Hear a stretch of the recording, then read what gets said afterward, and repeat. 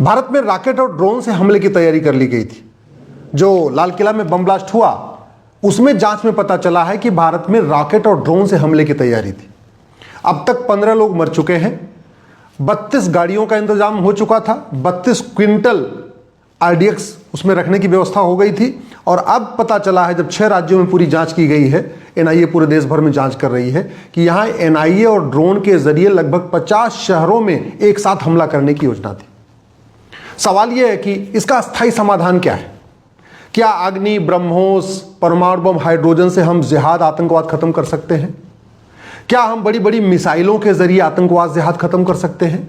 आखिर जो कुछ हमने बना रखा है, परमाणु बम, हाइड्रोजन बम, अग्नि, ब्रह्मोस, राफेल, ये भारत के अंदर तो गिरा नहीं सकते।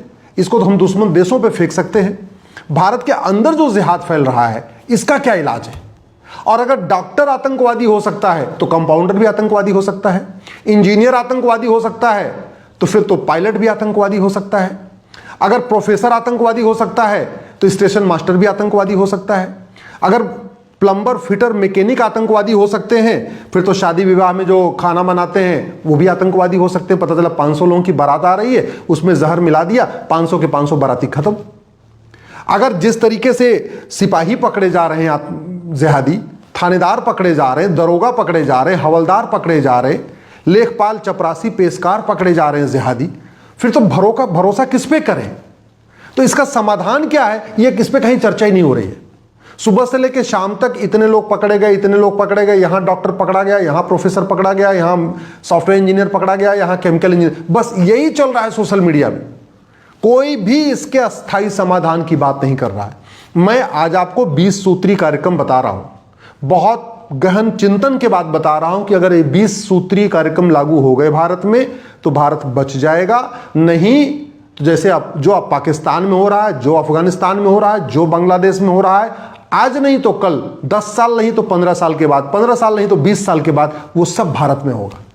अगर भारत को बचाना है, भारत की संस्कृति को बचाना है, तो सबसे पहले मदरसा बंद करना होगा, भारत में समान शिक्षा लागू करना होगा, यूनिफॉर्म एजुकेशन सिस्टम लागू करना होगा। ये पहला आपको स्टेप लेना होगा अगर भारत को बचाना है तो।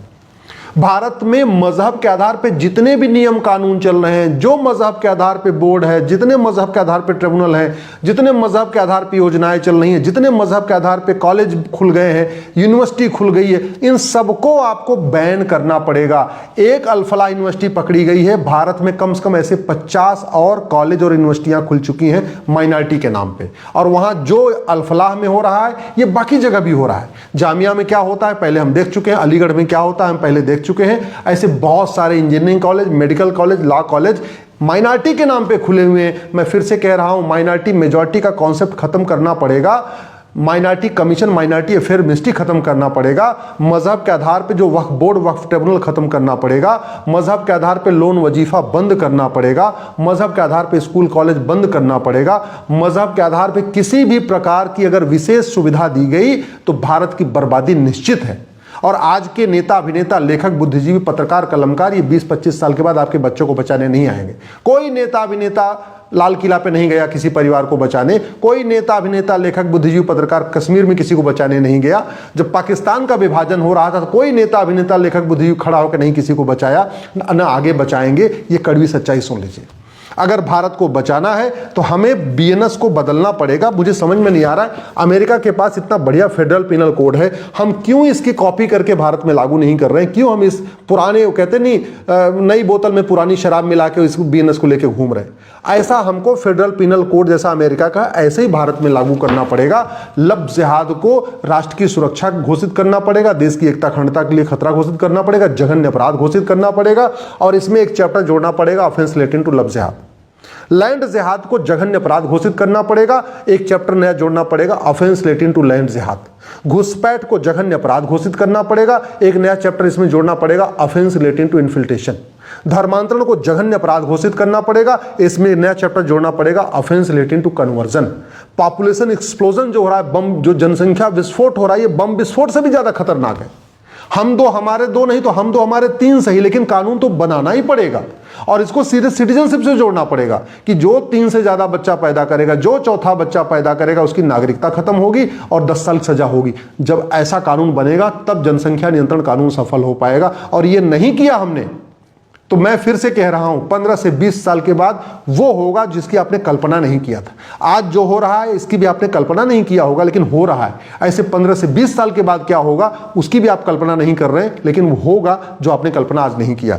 अगर भारत को बचाना है तो जो ड्रग का कारोबार चल रहा है, जिसके कारण 1 लाख करोड़ का कारोबार भारत में चल रहा है ड्रग का, और 10 लाख नशेड़ी हो चुके हैं। इसमें से ज्यादातर कौन है, ज्यादातर ड्रग कंज्यूम कौन कर रहा है, ज्यादातर किसके बच्चे नशेड़ी हो रहे हैं, उसमें कुछ कहने की जरूरत नहीं है। तो हमको ड्रग को जघन्य अपराध घोषित करना पड़ेगा।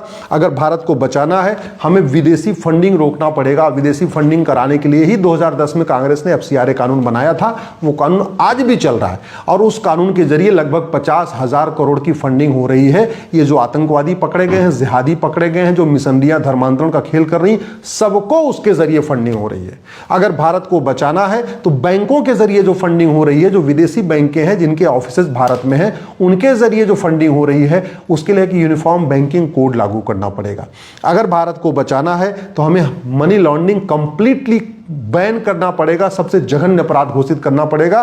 क्योंकि आतंकवादी हो, अलगाववादी हो, जिहादी हो, उन्मादी हो, घुसपैठी हो, धर्मांतरण कराने वाले, सबकी फंडिंग हवाला के जरिए हो रही है। और हवाला खत्म करने का एक ही तरीका है, 100 रुपए से बड़ी नोट बंद हो जाए और हवाला को जघन्य अपराध घोषित कर दिया जाए। इसी BNS में एक चैप्टर जोड़ दिया जाए, offence relating to money laundering.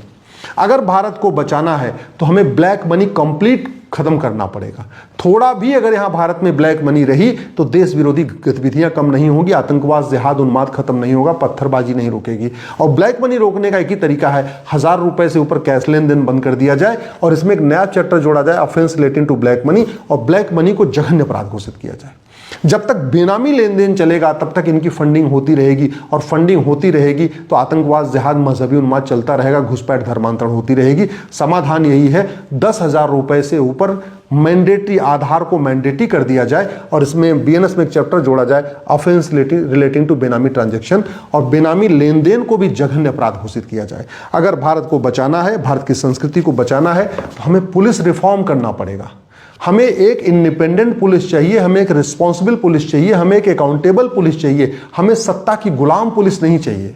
आज चूंकि 1861 वाला पुलिस एक्ट चल रहा है, हमने पुलिस रिफॉर्म किया नहीं, हमने पुलिस चार्टर लागू नहीं किया, पुलिस को स्वतंत्रता नहीं दिया, पुलिस को निष्पक्ष नहीं बनाया, तो जहां जहां पे सरकार चाहती है वहां की पुलिस तो आतंकवादियों के पीछे पड़ी हुई है। लेकिन भारत में बाकी सारे राज्यों में पुलिस का व्यवहार एक जैसा नहीं है। एक जैसा व्यवहार तभी होगा जब 1 नेशन 1 पुलिस कोड होगा, पुलिस चार्टर होगा, पुलिस अकाउंटेबल और रिस्पॉन्सिबल होगी। भारत को बचाना है तो हमें सड़े हुए जुडिशल सिस्टम को खत्म करना पड़ेगा, नया जुडिशल सिस्टम लागू करना पड़ेगा। ऐसा घटिया जुडिशल सिस्टम कि कन्हैया लाल की जिन्होंने हत्या किया उन्होंने खुद ही वीडियो बना के कहा कि हाँ मैंने मारा है। कन्हैया लाल का परिवार कह रहा है कि हाँ इन जिहादियों ने मारा, वो जिहादी कह रहे हैं कि हाँ मैंने कन्हैया लाल को मारा। इसके बाद हमारे जुडिशल सिस्टम कह रहा है कि गवाह ले आओ, गवाहों के बयान होंगे, गवाहों के क्रॉस एग्जामिनेशन होंगे। ऐसे सड़े हुए जुडिशल सिस्टम से आप आतंकवाद खत्म नहीं कर सकते। यहां तो एक ही तरीका करना होगा, आतंकवादी को पकड़ो, narco polygraph brain mapping test करो और टेस्ट में जैसे कंफर्म हो जाए उसको हाथ के हाथ महीने 2 महीने के अंदर उठा के फांसी पे चढ़ा दो। जैसे अब तक जो लाल किला पे घटना हुई है, 400 डॉक्टर राडार पे हैं, 15 के आसपास पकड़े जा चुके हैं। ठीक है, कई सारे मदरसे राडार पे हैं, जो भी पकड़े जा रहे हैं। अब क्या होगा, वर्तमान कानून में न इनकी 100% प्रॉपर्टी जब्त होगी, न इनकी नागरिकता खत्म होगी, न इनको साल भर के अंदर फांसी होगी। जब कुछ नहीं होगा तो कानून का खौफ कैसे पैदा होगा? कानून का खौफ तभी पैदा होगा जैसे ही कोई जिहादी पकड़ा जाए, आतंकवादी पकड़ा जाए, अलगाववादी पकड़ा जाए, तुरंत उसका narco polygraph brain mapping test करें, उससे जो 100-200 सवाल पूछना है वो पूछे, उस सवाल को लाइव कर दें और नार्को पॉलीग्राफ का जो है पूरा लाइव उसका जो है प्रसारण होना चाहिए। पूरा देश देखे, पूरी दुनिया देखे कि आतंकवादी क्या सोच रहे हैं, क्यों आए, किसने भेजा, किसके कहने पे आए, और सीधे उठा के फांसी। जब तक 2 महीने, 3 महीने, 6 महीने के अंदर ऐसे जिहादियों को फांसी नहीं होगी, कानून का खौफ नहीं पैदा होगा। जो भारत में हो रहा है ये चीन में नहीं होता, क्योंकि वहाँ कानून का खौफ है। हमारे देश में कानून का खौफ नहीं है। और अगर भारत को बचाना है तो सबसे बड़ी बात जस्टिस विद इन ईयर लागू करना पड़ेगा।